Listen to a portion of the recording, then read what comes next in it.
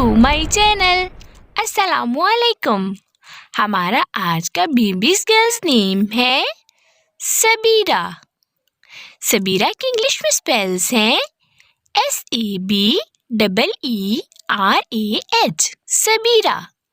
इस नेम का मजहब है इस्लाम और इस नेम का जिन्स है लड़की।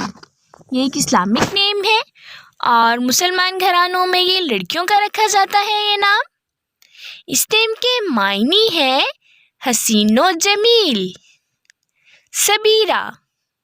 इस नेम के हरूफ की बात करें तो उर्दू में इसके 5 हरूफ के साथ एक लफ्ज़ बनता है सबीरा और इंग्लिश में इसके 8 वर्ड 1 लेटर सबीरा।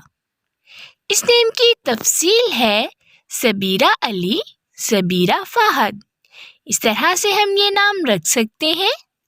आप भी अपने नाम का मायने जानने के लिए कमेंट्स में अपना नाम लिखें और मायने जानिए।